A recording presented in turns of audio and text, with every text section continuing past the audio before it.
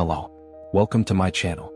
Imagine a world of endless darkness, where cold bites to the bone, beasts prowl in the night, and survival hangs by a thread. Then, in one terrifying storm, lightning strikes a tree, and humanity discovers the power that will change everything: fire. This is the story of the night a tribe huddled in fear, and instead found the spark that would light the path of mankind forever. The secret of fire. The storm came without warning. At first, the sky had been merely restless, a gray ceiling stretching across the horizon, low and heavy with promise. The hunters had returned empty-handed that day, their spears dulled against the hides of beasts that had fled long before the chase began. The tribe huddled in their cave, hungry and weary, listening to the moaning of the wind as it wound its way through the valleys. Shadows pressed in at the mouth of the cavern, and even the bravest among them dared not wander far into the night.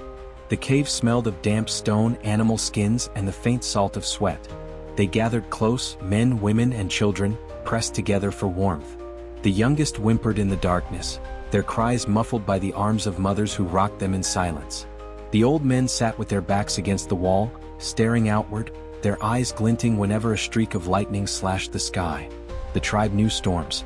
They had known them all their lives. But this storm felt different, wilder, hungrier, as if the gods themselves raged in the heavens. Then it happened. A bolt of lightning ripped down from the clouds, splitting the air with a sound so deafening it seemed the very mountain would crumble. The tribe cried out, clutching each other, pressing deeper into the cave as if stone walls could shield them from the fury outside. The strike had landed close, too close. And then they saw it. At the base of the valley, just beyond the scattered trees, one oak had caught the bolt full on. Its trunk exploded in a shower of sparks, and its branches glowed with a terrible brightness. The night was no longer dark. A tree stood burning, alive with a strange light that danced and writhed, licking upward as though it hungered for the sky. The tribe had seen lightning before. They had seen trees split, branches shattered, even the smell of smoke drifting on the air. But this was different. The tree did not die.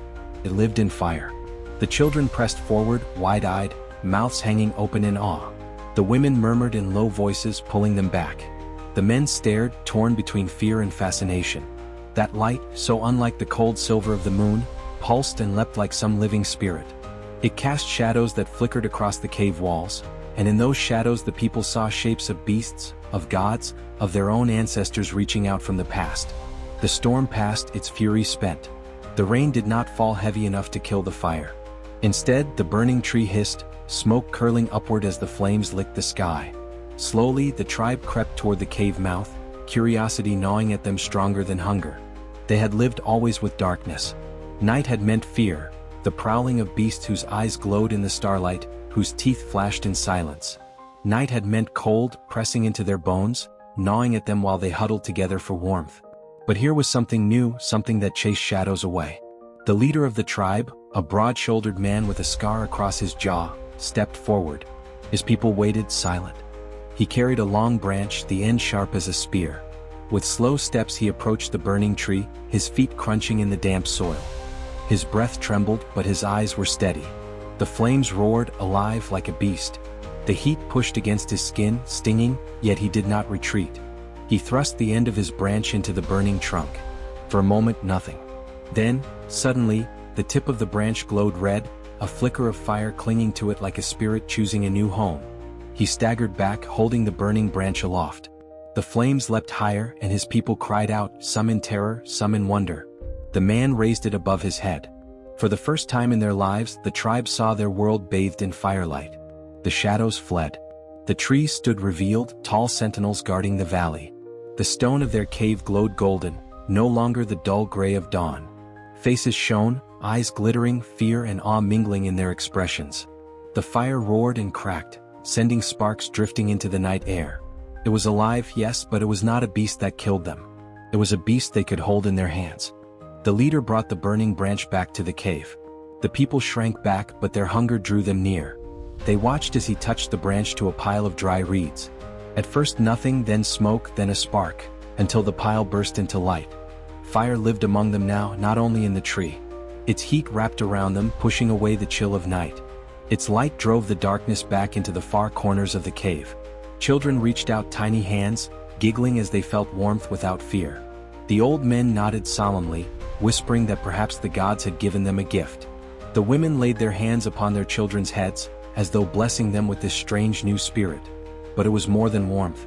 When the hunters brought the remains of their meager kill, half-rotten scraps of meat scavenged from a beast long dead, they threw it upon the flames. The smell changed instantly. No longer raw, bitter flesh. The fire hissed and sizzled, turning the meat brown, dripping fat into the coals. They tasted it cautiously. And then their eyes widened. It was soft, easier to chew, richer on the tongue. Their bellies groaned with hunger, and soon they were tearing into the roasted meat, sharing it among themselves with laughter that echoed off the cave walls. Fire gave them food. That night, as the fire burned, no beasts came near. They could hear wolves in the distance, howling at the edge of the valley, but none dared approach. The glowing circle of light was a barrier, a warning that kept fangs at bay. The tribe sat safe within its glow, for the first time in memory free of the terror of the dark. The people did not sleep easily, however. They feared the fire might vanish as suddenly as it had come. They fed it constantly, throwing branches, twigs, dried grass. The children were sent to gather more wood, laughing as they returned, arms full of sticks. The fire grew stronger, brighter, a living thing that they tended as carefully as a child. And as they watched it, a thought began to grow. Fire was not merely a gift, it was a power. The leader, staring into the flames, felt something stir in his chest. He saw the faces of the ancestors flickering in the light, whispering through the crackling.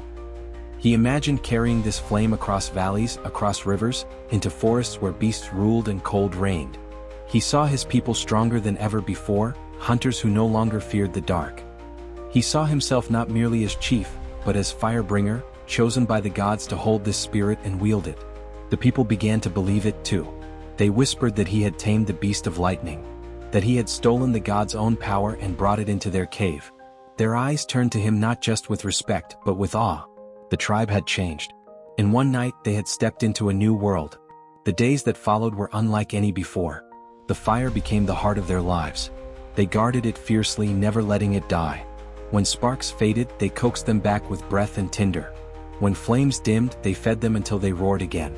The fire was mother, father, protector, teacher. It cooked their food, warmed their nights, lit their dances, and gave them courage. And always, they remembered the night the sky had cracked open, the night the gods had struck the earth, the night their leader had stolen a piece of heaven and carried it home. Generations later, they would tell the story. They would speak of the storm, of the burning tree, of the man who carried the flame. They would pass it from mother to child, from elder to youth.